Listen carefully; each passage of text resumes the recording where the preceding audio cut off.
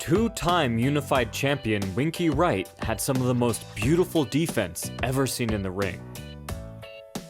But unlike many of the slick and agile boxers with the claim to that moniker, Wright was no smooth trickster. Wright was a tank. Walking through fire completely unfazed with his adamantium high guard, on his way to rain down a volley of destruction on a competitor whose armor was not so sturdy.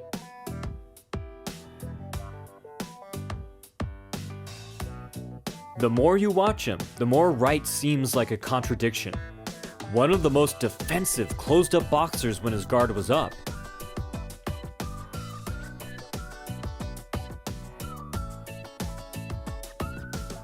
And one of the most reckless punchers while on the attack, dropping his punches, keeping his hands low, and leaning into his shots.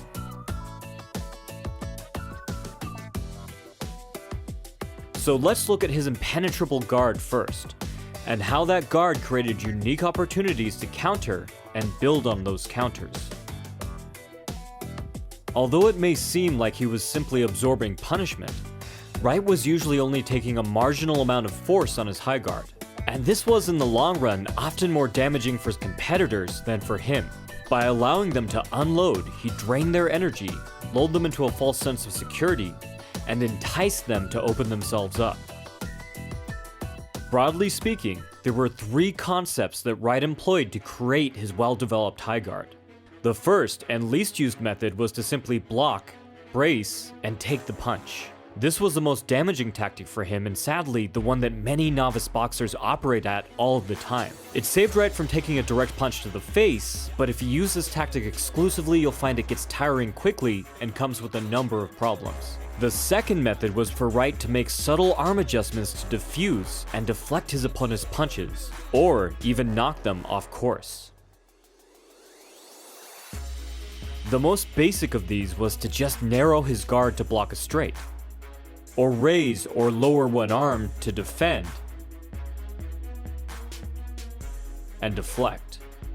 But the second and far more common tactic was for Wright to reinforce his blocks with both arms,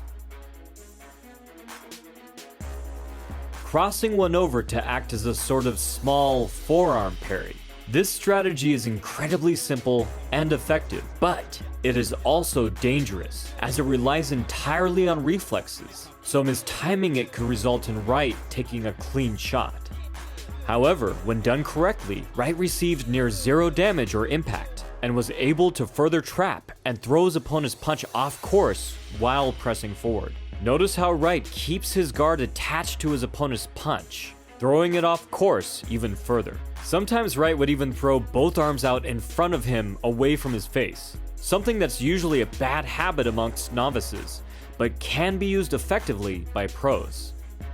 The third and most advanced method was for Wright to use head movement and footwork to reposition his guard, meaning he could rearrange his guard to deflect or dispel the force of his competitor's punches through his movement. This could be accomplished through twisting, tilting,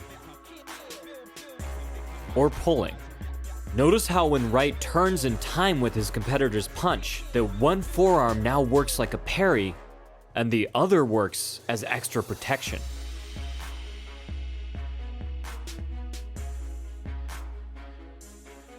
And while this is hard to distinguish at full speed to the casual observer, it resulted in exponentially less force making it through Wright's defenses. Another great aspect of twisting with his high guard is that many times it worked for whatever punch the opponent was throwing, so long as Wright noticed from which side. For instance, if they threw a right, then twisting to his right would either dispel the force of a hook or slip a straight. For body shots, Wright would actually turn into the punches, ideally smothering them as he did so. Wright could also take off a lot of the sting through footwork. He could simply step back, for instance, or he could pivot away and angle out. Circling away from his opponent automatically diffused some power by ensuring their punches were no longer fully aligned. And best of all, both his head movement and footwork created new angles from which he could counter, or launch into a new attack. These positional adjustments worked in tandem with Wright's guard adjustments. As minute as they seem, These small, well-timed, nuanced, subtle maneuvers were in the long run the difference between victory and defeat. And now that we've looked at one part of Wright's style, it's time to look at another important part. And to do that is the excellent boxing breakdown channel, Hidden Gem. Thanks for having me on the channel. Let's now take a look at some of Winky Wright's offensive strategies, showcased in some of his fights. Of course, the first thing when it comes to starting offense is the punch that is widely considered the most important punch in boxing, the jab. Wright would almost always initiate his attacks with the jab.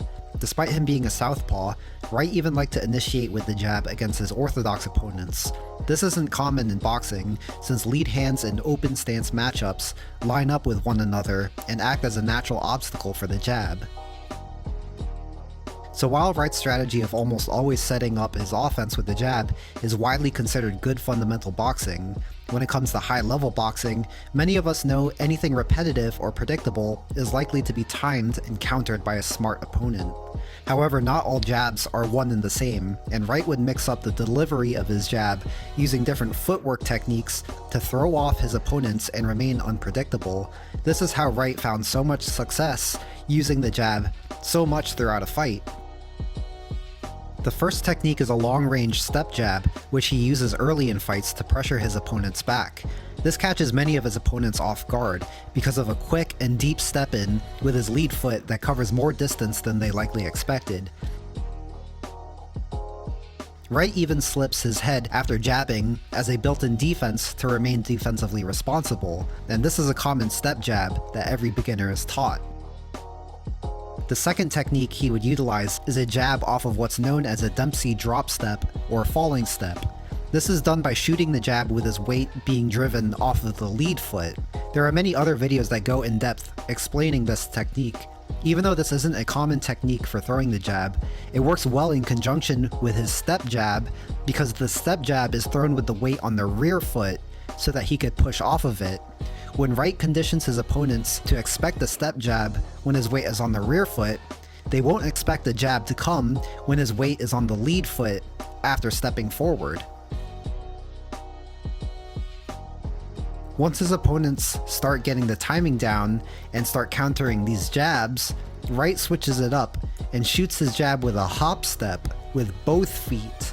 This allows his rear foot to be planted immediately so that he has the balance to follow up and turn the jab into a 1-2 combination where his straight left will counter his opponent's counter attempts. And that's it for me. Once again, thanks for having me as a guest on the channel. It should be clear that Winky Wright deserves a place among the defensive masters of boxing, even if he didn't possess the flashy, fan-friendly style of his more evasive counterparts. For any practitioner or fan, he's well worth checking out. Speaking of well worth checking out, I've linked to Hidden Gem's channel below. He has a lot of quality videos that I think you guys would really enjoy.